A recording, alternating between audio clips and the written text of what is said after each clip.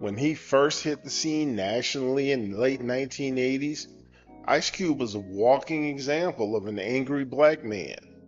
And he had a right to be. His lyrics painted a vivid picture of the world from a young black man's perspective. Wearing a perpetual scowl on his face, Cube's stage presence and mic skills earned him fans around the world. His rhymes helped shed light on things that black people suffered that normally weren't talked about in songs. O'Shea Jackson was born June 15, 1969 in South Central Los Angeles to Jose and Doris Jackson. He got his stage name Ice Cube from a time when his brother threatened to slam him into a freezer, then pull him out of it after he'd become an Ice Cube. O'Shea began telling everyone after that to call him Ice Cube, and the name stuck.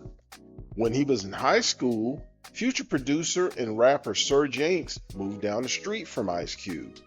Jinx's cousin was none other than Dr. Dre. No, not that Dr. Dre. This Dr. Dre, Andre Young Dr. Dre. Initially, Cube met Jinx because he was dating Jinx's sister. Eventually, Cube started hanging out with Jinx and found out that he had turntables and a mixer. Nobody else on the block had those things, so it was a big deal. While Cube had rhymes, he didn't have any beats. Jinx was an aspiring rapper, so he began supplying the beats and Cube would rap over them. One day, Dre came over to Jinx's house and heard Cube laying down some raps. Impressed by Cube's skills, Dre took him under his wing. When Cube was 15, he and Dre collabed to write the song Cabbage Patch for the world-class Wrecking Crew. Around this time, Cube was in the group Stereo Crew with Sir Jinx and KD. They were good enough to sign a one-shot deal with Epic Records.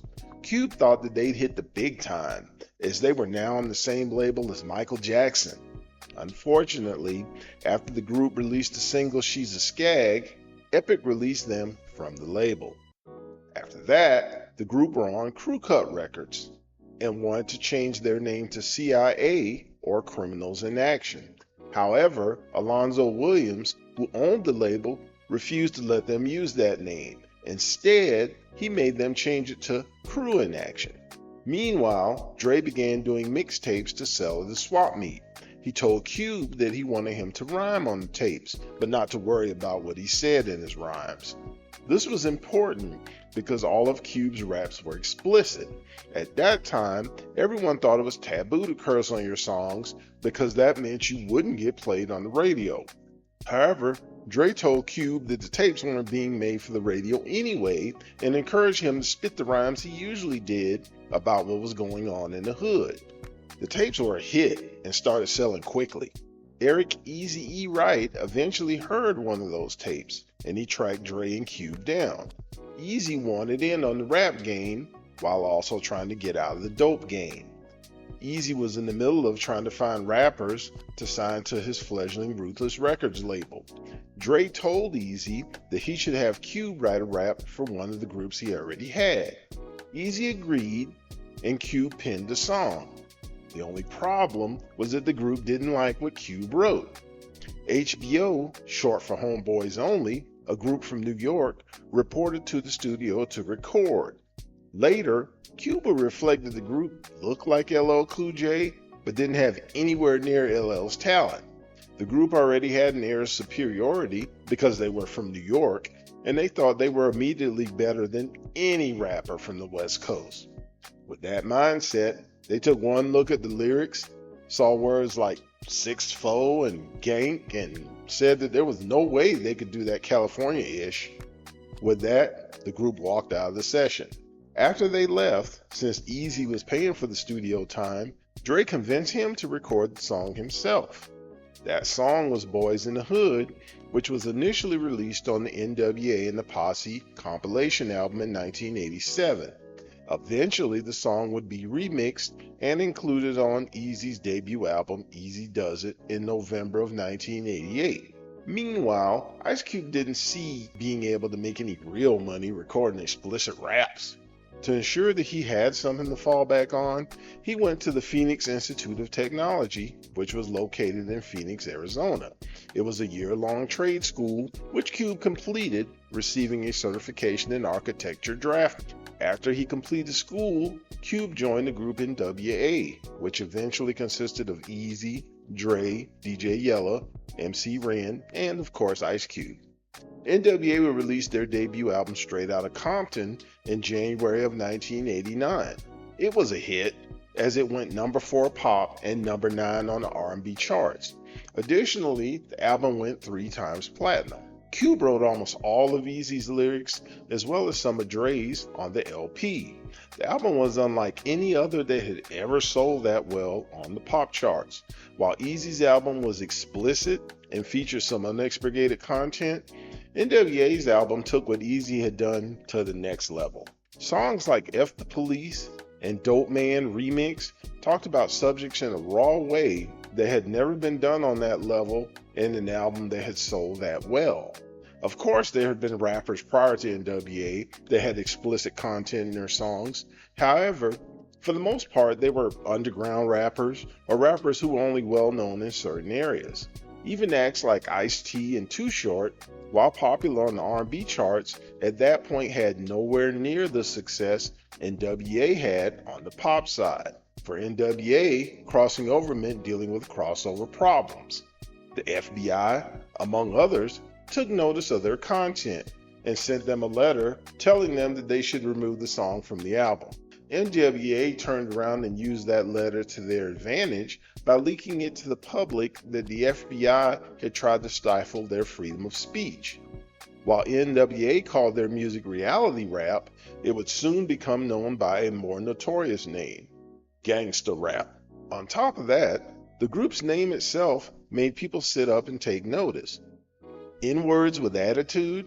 Were white people really ready for that? While Straight Outta Compton made NWA stars, their time at the top wouldn't last very long. Straight Outta Compton would be the only full album that they'd release with Ice Cube as a member. In December of the same year that Straight Outta Compton was released, Ice Cube left the group. According to Cube, he questioned Jerry Heller, the group's manager, about the amount of money he was being paid. In response, Heller presented Cube with a contract that he wanted him to sign. When Cube said he wanted to get an attorney to read it over, Heller was insistent that Cube blindly sign it. Of course, Cube refused to do so, and essentially, that was the end of his time with NWA. We're going to take a time out from our story to ask you to like, subscribe, share, comment, hit that notification bell, and repeat when it comes to our videos. Now, back to our story. Cube wasted little time beginning his next project. His next move was initially puzzling, as he began working with New York producers. Specifically, he worked with the Bomb Squad, who were famous for their production on Public Enemy's albums. However, once Cube's debut solo album came out, nobody questioned what he'd done. America's Most Wanted was released in May of 1990 and immediately established Cube as a solo artist. The album went platinum and the title cut went number 1 on the rap charts. Later that same year, he released the EP Kill It Will, which also went platinum. It featured the song Dead Homies. Ice Cube would release 3 consecutive albums, Death Certificate, The Predator, and Lethal Injection, that not only went number 1 on the R&B charts, but also went platinum.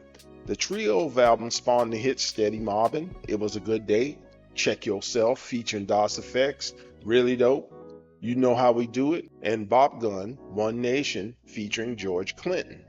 After taking a 5-year break from releasing solo albums, Cube went number 2 on the R&B charts with the 1998 release War and Peace Volume 1, the War Disc. The single Pushin' Weight featuring Mr. Shortcop hit number 1 on the rap charts. Around this time, Cube also had hits on a couple of movie soundtracks. On the Players Club soundtrack, he came with We Be Clubbin'. On the Next Friday soundtrack, he hit with You Can Do It. In the first decade of the 2000s, Cube released 2 number 1 albums with War and Peace Volume 2, the Peace Disc, and Raw Footage. Additionally, he released the top 10 albums Laugh Now, Cry Later, and I Am the West. Outside of his solo career, Cube combined with Mac 10 and WC to form the group West Side Connection. As a trio, they released the #1 album Bow Down, as well as Terrorist Threats, which hit #3. These albums contain the hits Bow Down, Gangsters Make the World Go Round, and Gangsta Nation. He also has made a slew of guest appearances, including on Public Enemy's Burn Hollywood Burn, Too Short's Ain't Nothing But a Word to Me, King T's Played Like a Piano, WC's Cheddar, and Grand Finale with Lil Jon and the East Side Boys. Additionally, he found time to serve as a mentor to rapper Yo-Yo and wrote many of the songs of her debut album, Make Way for the Motherlode. Before we get into Cube's acting career, let's look at some of the roles he was offered but turned them down. First, he was offered the role of Lucky opposite Janet Jackson in the movie Poetic Justice. However, he passed on the project. The role of Lucky would eventually go to Tupac Shakur. Cube was also offered the role of O-Dog in the movie Menace to Society. However, he turned the role down because he had recently played killers in 2 movies. He didn't want to be pigeonholed into playing the same parts over and over. With the roles that he has taken, Cube has had a successful career as an actor, appearing in nearly 50 films. He made his debut in the 1991 movie Boys in the Hood. When it came to his classic 1995 movie Friday, there's a story behind who was going to play Smokey. Initially, when he co-wrote Friday with DJ Pooh, the idea was Pooh was supposed to play Smokey. However, the studio nixed the idea, as Pooh had never been in a movie before. Instead, they suggested to Cube that Tommy Davidson would be good in that role. While Cube liked Tommy, he didn't see him as a fit for that part.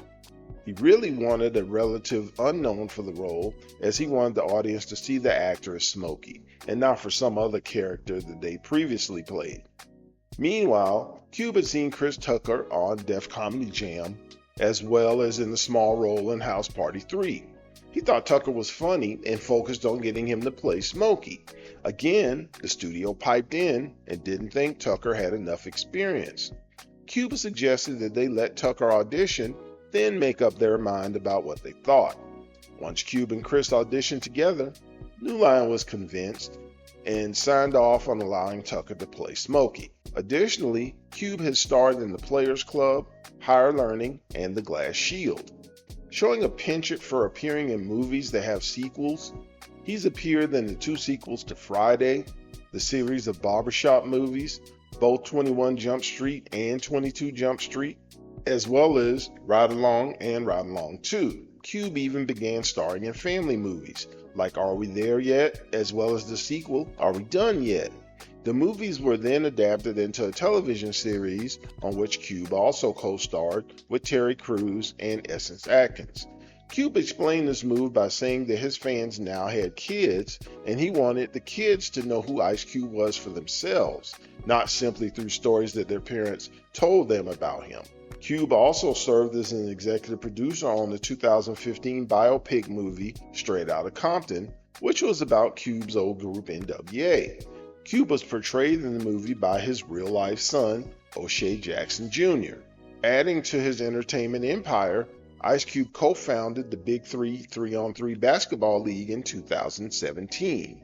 Today, Cube continues to stay active. In 2023, he voiced the character Superfly in the animated movie Teenage Mutant Ninja Turtles Mutant Mayhem.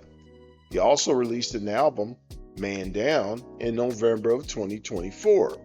Finally, he continues to tour in 2025 with his Truth to Power 4 Decades of Attitude tour. Looks like he won't be needing that drafting certificate that he earned after all, but it's always nice to be prepared. Happy birthday, Ice Cube. What's your favorite Ice Cube song? Is one of your favorites from his time with NWA or from one of his other projects? Let us know in the comments. Thank you all for checking out our video. We appreciate you spending time with us. We have other videos that need love too. Take time to check those out as well. Thanks again and see you soon.